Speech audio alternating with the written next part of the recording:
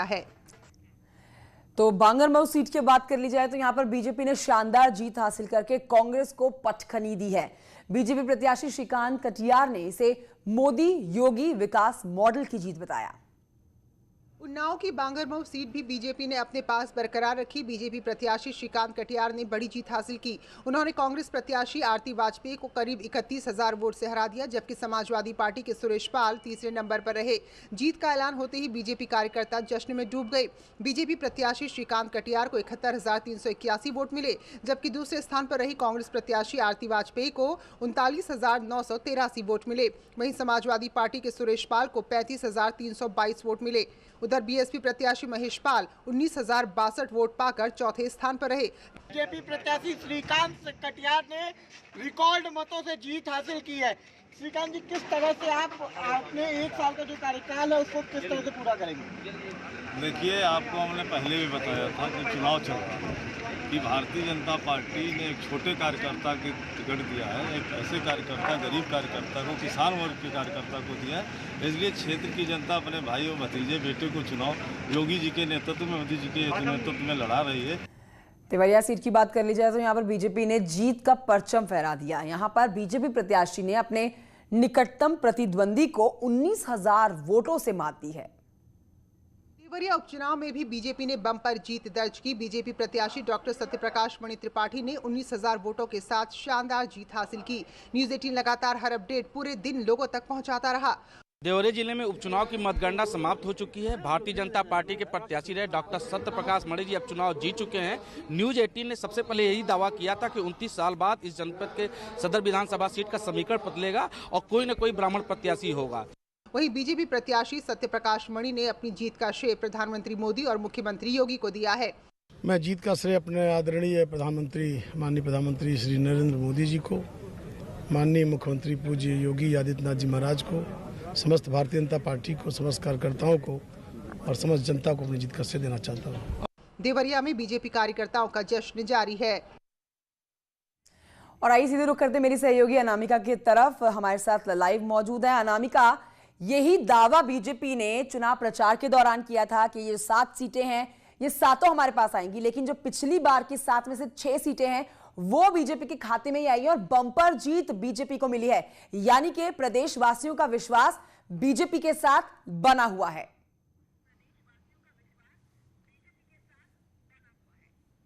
और देखिए कंचन, 7 में से 6 सीटें पहले भी बीजेपी के पास थी और एक सीट जो जौनपुर की मल्हनी सीट थी वो समाजवादी पार्टी के पास थी।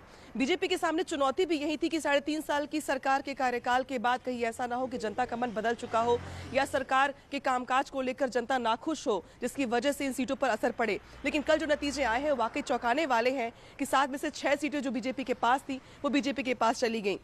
यानी कि जो लोग ये दावा कर रहे थे कि सिर्फ सहानुभूति वोट मिले हैं, तो यहाँ पे टुंडला देख लीजिए या बांगरमऊ देख लीजिए, ये वो सीटें हैं जहाँ पर समाजवादी पार्टी फाइट कर रही थी, लेकिन बावजूद इसके ये जो सीटें हैं वो झोली में गिरी बीजेपी के। और ये भी इस बात साफ हो गई कि मुख्यमंत्री योगी आदित्यनाथ को सुपर सिक्सर लगा है और योगी सरकार के कामकाज पे जनता ने अपनी मुहर लगाई है। और वोटों के मार्जिन की अगर बात कर ली जाए तो ये कहीं नहीं कहा जा सकता कि बीजेपी प्रत्याशियों को छूते हुए भी बाकी पार्टी के प्रत्याशी नजर आए हैं। एक बड़ा लंबा चौड़ा मार्जिन है, एक बड़ा गैप है जिसको छू भी नहीं पाए हैं, पास भी नहीं पहुंचे हैं दूसरी पार्टी के प्रत्याशी।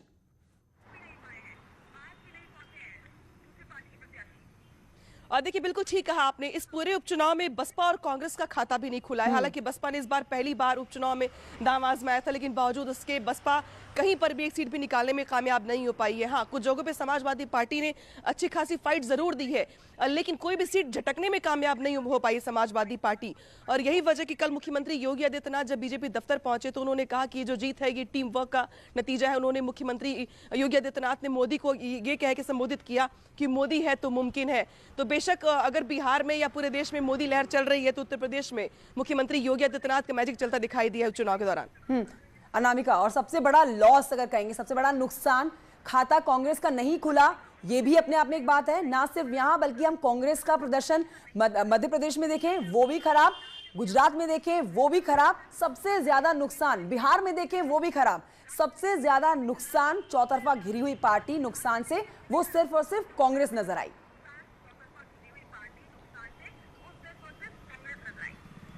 अब बिल्कुल देखिए, कांग्रेस भले ही सड़कों पर प्रदर्शन कर रही है, जो उसके प्रदेश अध्यक्ष अजय कुमार लल्लू वो अलग अलग मुद्दों पे अपना दिखाते रहते हैं, धरना प्रदर्शन करते हैं, लेकिन बावजूद उसके जो जमीनी कामकाज है या फिर जनता जो कार्यकर्ता है जमीन पर काम करती है, वहां पर कम से कम कांग्रेस की पकड़ दिन पर दिन कमजोर होती दिखाई दे रही है। आप लगातार जो यूपी में चुनाव हुए, फिर चाहे वो लोकसभा के हो, विधानसभा के हो, आप देखिए प्रदर्शन तो कांग्रेस का ग्राफ गिरता ही चला जा रहा है।